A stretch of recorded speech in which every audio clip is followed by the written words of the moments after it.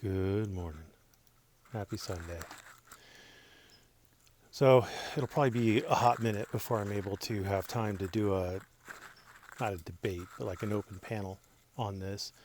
So I want to go through some of these comments because, maybe I am misunderstanding. I know in my discussion with Fire Moth, spelled backwards, I didn't understand his point that he was arguing that California specifically had an issue. So I'm like, police can get these weapons. You just get a tax stamp, a NFA tax stamp, and you can get a weapon. I don't understand. What I didn't understand was he was arguing specifically California. Now, again, I don't really think that was addressing the issues that we were talking about. I did mea culpa for that because cops do have apparently a right that people don't have in California. But really, we were talking about like really all of the things that people bring up as cops have more rights than people are things that are either directly related to the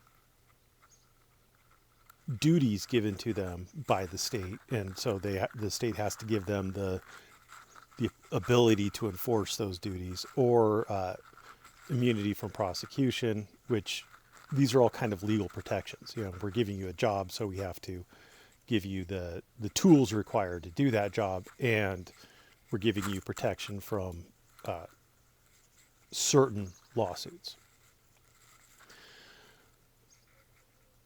So just in case, I'm going to respond to some comments that I thought were interesting or worthy of a response, I guess.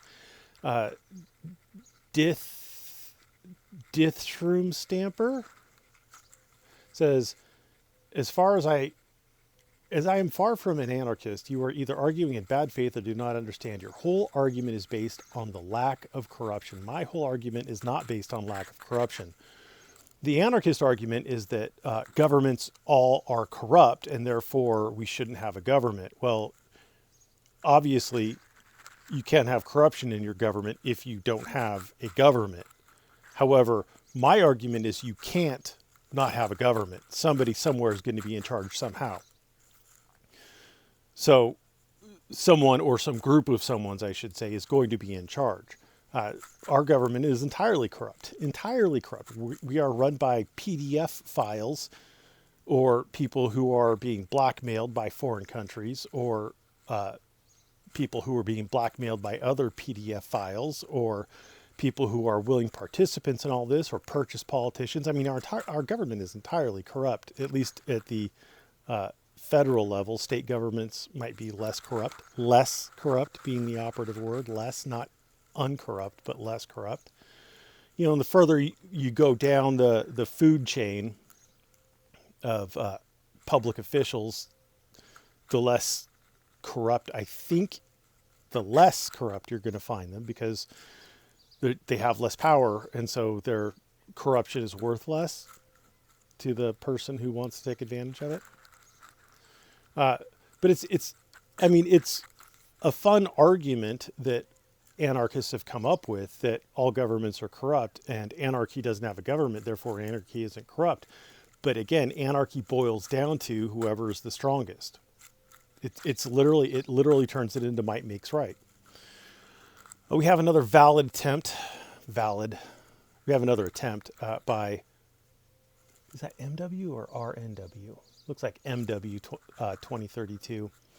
Liberty is a metaphysical concept. So it's a concept, so it's not a thing. It's just a concept. It's generalization based off of general observations that someone has made. Okay. Which describes the fundamental nature of human beings. Liberty does not describe the fundamental nature of human beings. I would suggest to you that because every society turns into a hierarchical society, and because humans in groups form hierarchies, they just do. That's what we do. I would say that hierarchy, that order, as opposed to chaos, is a fundamental nature of human beings. I mean, if you look at societies, maybe this is a value judgment on my part, but the better a society is, the more ordered it is. Clean streets, well laid out cities and towns, standards. You've got, societal standards like inches, feet, pounds, or centimeters, meters, liters. I mean, there's order, I think, is the fundamental nature of human beings. Chaos is, generally speaking, where it all breaks down. Liberty is not evaluative. Then, okay, I think liberty is on a spectrum, and it is evaluative. I have more liberty in this aspect. I have less liberty in this aspect. He says, it is a matter of fact. Well, citation needed. You just said it was a concept, and now it's a fact. Okay. A person is capable of using their liberty wrongly or rightly. That's a value judgment. That's a moral judgment. And as I've gone over, morals are subjective. People don't seem to understand. It's hard to see that you are in a society. You live in a society, the meme, but you're inundated in it. It's the air you breathe. You don't even notice it. There was another commenter, I doubt I'll get to his comment because I do have a limited amount of time this morning, but who said, I live anarchy every day. I said, you don't even realize that you do that with all the protections of society. Oh, protection, blah. But you do. I mean, think about it. Everything in your life is the product of our society. The water that comes out of the faucet, you can drink it. You could drink it because our government has rules and regulations in place that require a certain amount of cleanliness to the water. The water has to be so pure. The water has to be treated in this way or whatever.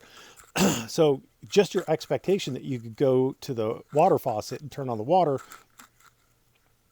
I mean, that's, your job. You think, well, no, I have my job. Well, your job is the way it is because our government has employment laws in place, workers' comp laws in place, OSHA laws in place. Your job would not be your job as you know it without these things. You drive to work. There's laws that govern how the streets are made, how wide they have to be, what the lane markings mean, what happens to you if you violate the traffic laws. And so people drive based on those laws. And even if they don't really care about the law, even if the law doesn't matter to them, they still drive based on those laws.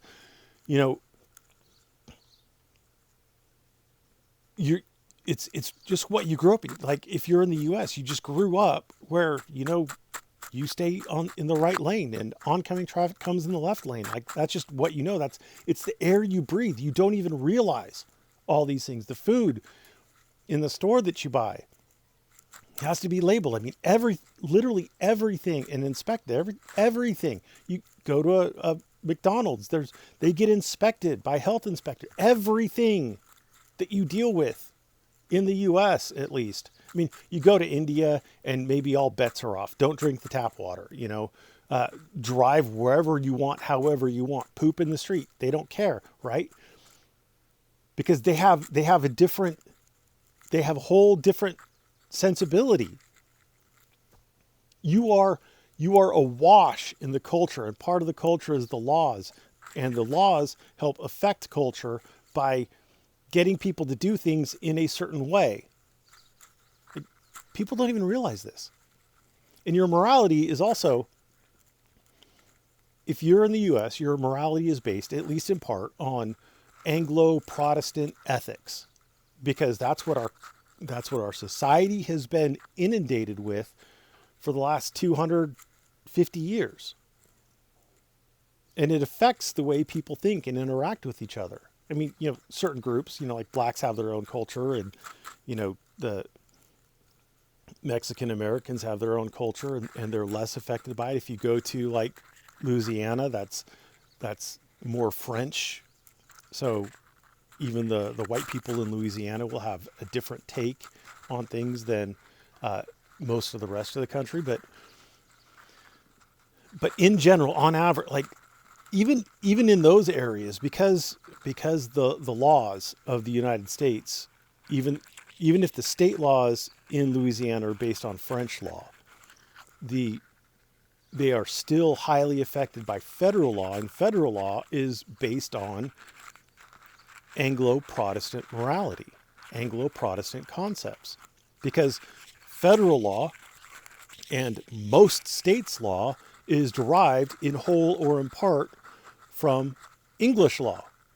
And England has been, I mean, it was Anglo-Christian for a long time, but it became Anglo-Anglican, and then they expelled, or a lot of the Protestants left for freedom of religion.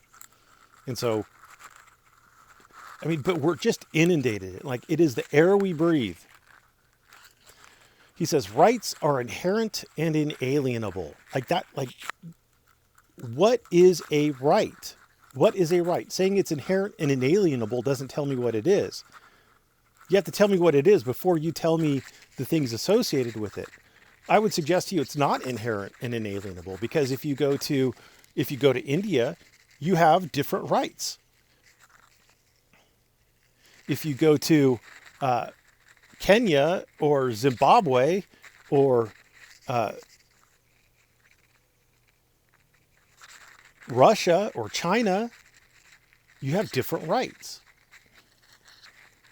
So if simply by moving to another spot on the globe, your rights change, then how are they not? Or then how are they inherent and inalienable? Just by crossing a border, you lose rights? Then it's the government giving you the rights. He says they cannot be taken away, but they can, in practice, be infringed upon. Okay. So are you suggesting that China is just infringing on your rights? Well, then what are your rights? And what do they matter if they could be infringed upon to the point where you don't have them anymore? When a right is infringed upon, a wrong has been committed. A wrong? So now we're talking morality? So right is just moral and infringement is just immoral? Again, morality is subjective. But a wrong being committed does not make the wrong right, nor does it make the right wrong. Congratulations. A circle is a circle. A person can infringe on someone's rights that doesn't make the moral principle. So it is morality. There you go. It's morality. You're just saying that, like, this is my morality, and my morality says that I have this right. Congratulations. Like, and someone else might have a completely different morality and say you don't have that right. But that doesn't make the moral principles cease to exist. Okay. Moral principles don't exist. They are concepts. They are thoughts. They are ideas. They don't exist. You can't pick up a right. You can't show me a right. You can't show me a moral principle. You can't hand me a moral principle. I can't take a moral principle and eat it. It's not a thing. It doesn't exist. It is a concept. It's in your head. It's a thought. It doesn't change the fact that a being with liberty, so now you assume that humans have liberty, has the right, again, what right? Moral principle? Has the moral principle to use that. So it doesn't change the fact that a being with a thought has the moral principle to use that thought, so long as they're not initiating force on another individual. Like, that's just your aspirational hope. That's not what is. That's what you want to be. The infringer has done wrong. That is what happens when rights have been violated. Like, this is entirely meaningless so far. It is entirely meaningless. Basically, all he has said so far is that I have these moral principles, one of which is liberty. I mean, under this argument, liberty is a moral principle. He calls it a metaphysical concept, but that doesn't change. It's just a moral principle to him. And he thinks that if you violate his morality with force, then you are morally, or that you're immoral, I guess, would be the best way of saying it. But again, Your morality is not everybody else's morality. You could in theory have a small society where everybody has opted into a particular morality that might get along swimmingly. A like homogenous group that all believe the same things, and maybe you'll get away with it. But even then, someone somewhere is going to have to make decisions on when morality has been violated, when the moral principles have been violated. He says freedom. Now we're distinguishing between freedom and liberty, I guess, is when the moral principles of rights, and rights are moral principles. So it's liberty is when the moral principles of moral principles are applied to the structuring of government and society politics.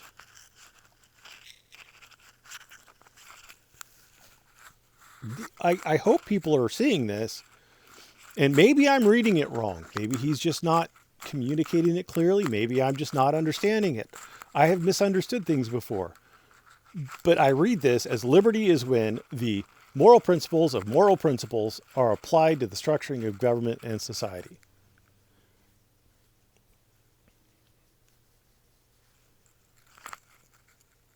And is he saying that society is politics? Because society is not politics. Society is a lot more than politics. Politics are a small subset of society. Society is a lot of things. Society is just the interactions between you and your neighbors. That's society.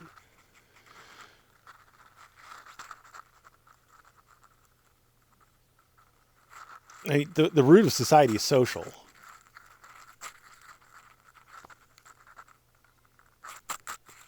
It takes the values, the moral principles. So we're just substituting words. It takes the moral principles about how beings with liberty and therefore moral principles. It takes the moral principles about how beings with liberty and therefore moral principles should interact with one another, and describes how a society, I guess freedom, interested in safeguarding those moral principles would seek to structure itself. Again, it doesn't say anything. Liberty is the ability to reason and act in reality. I thought liberty is a metaphysical concept. Like, does anybody?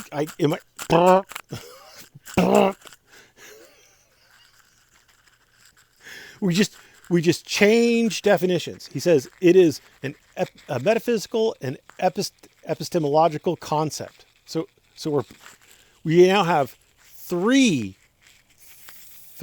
definitions for liberty. Liberty is a metaphysical concept. It's an epistemological concept, and it's the ability to reason and act in reality.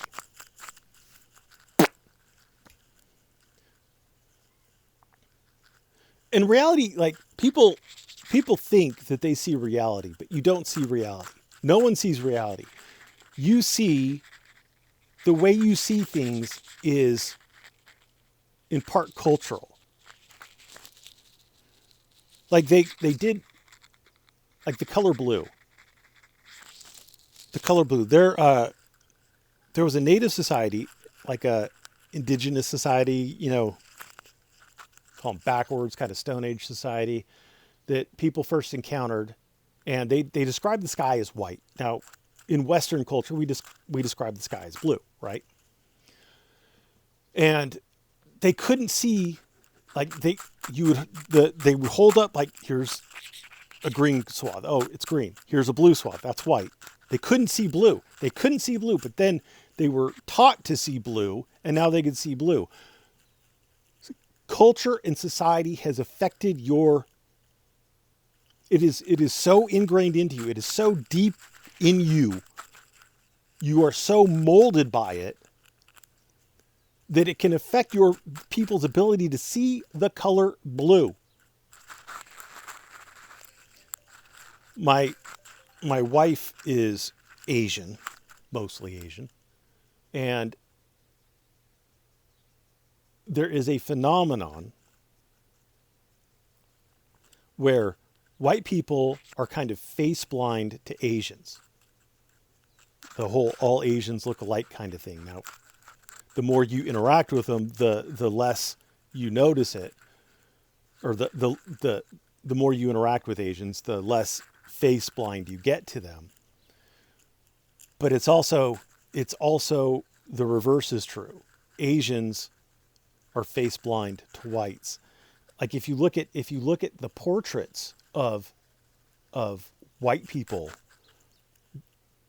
from like Japan from back in the like I want to say like 1600s, the old ones, even through like the 1800s, they would draw whites with like slanty Asian eyes.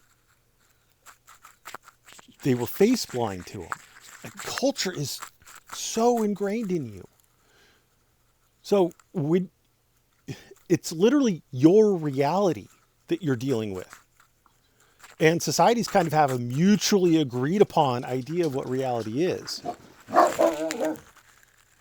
Hi. Hi, Hank. So you don't actually see reality is what I'm trying to say. So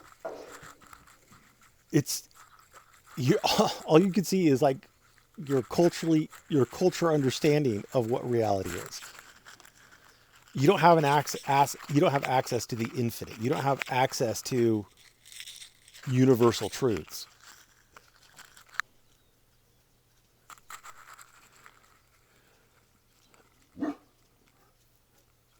So he says rights are inherent, inalienable. He said that before. So moral principles are inherent, inalienable, and self-assertive moral principles that it is.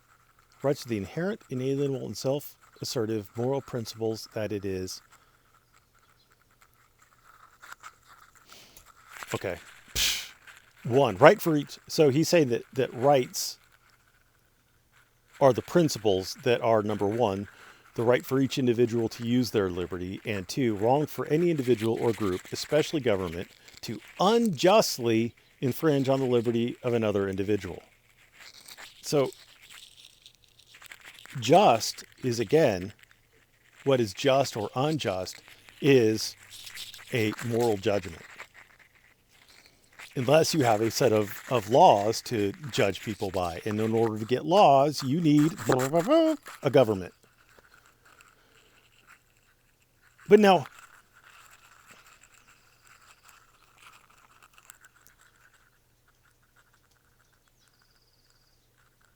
for example, I hate HOAs. I hate HOAs.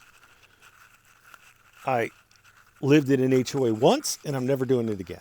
Never. You couldn't pay me to live there. And the HOA had a rule that you had to park in your garage. You couldn't park on the street. You couldn't park in the driveway. You had to park in the garage. And they were infringing on my liberty to park in my driveway. It's my driveway. I'm paying a mortgage on this driveway. My vehicle is mine. It's my property. I want to park my property on my property where I want to park my property.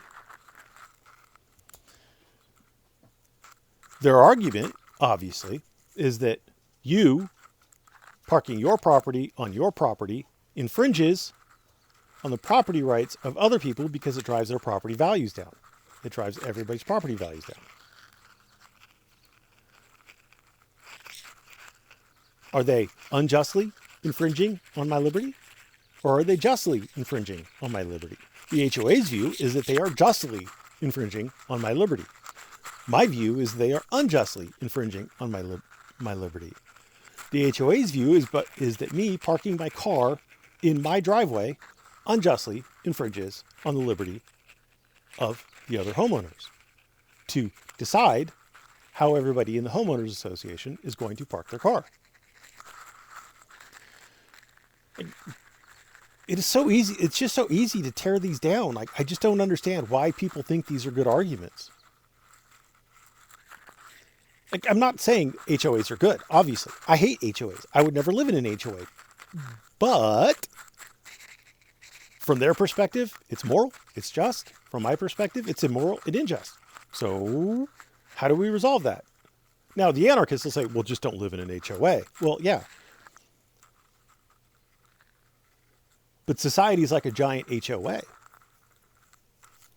Society is a giant HOA. And we're going back again to like the fundamental nature of human beings. Explain HOAs to me if it's not a fundamental nature of human beings to want everything to be in order. The opposite of chaos, the opposite of anarchy. Someone said, just because I might not get to it, anarchy does not mean chaos.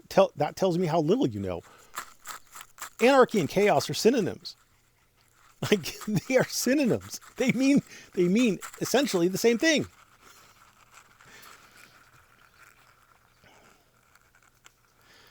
Freedom is the political situation where a government is strictly limited to protecting the rights of the people by using due process to punish all provable unjust infringements of rights and providing for the common defense against all foreign threats. So you're not an anarchist. Okay. You're not an anarchist. You just want a limited government. Great. I also want a limited government. I want a small government. There is a problem, though,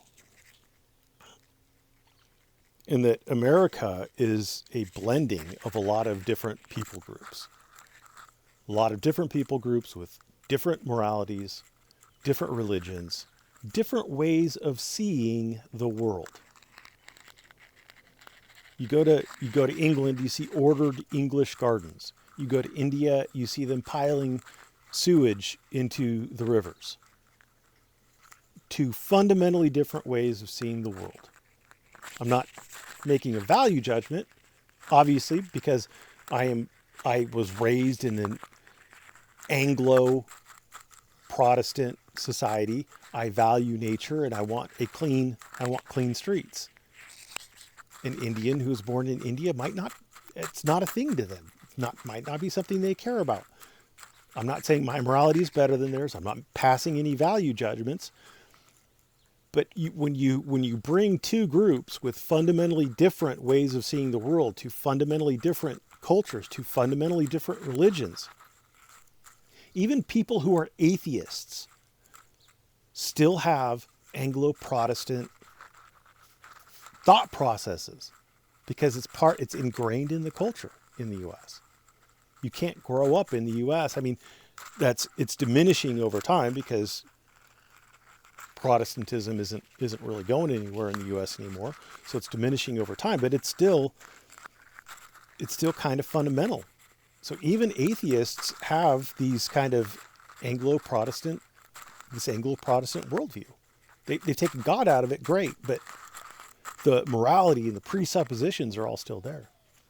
So in a blended kind of society, where you have these wildly competing and diametrically opposed worldviews, the more of that you get, the more government you need to maintain order,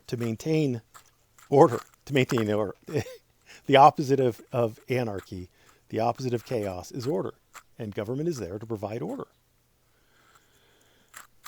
I'm not saying our government isn't corrupt. I'm not saying that the laws that we have in the U.S. aren't, and in particular states aren't, in some cases, terribly wrong-headed. But you and I might disagree on where they're wrong-headed. You and I might disagree on certain laws. But I think our government is very corrupt. I don't like our government. I don't like the laws that it passes. But that doesn't mean that we can not have a government. I'd be very happy to change our government to make it less corrupt. Anyway, I've rambled on long enough. Thanks for watching. Have a great day.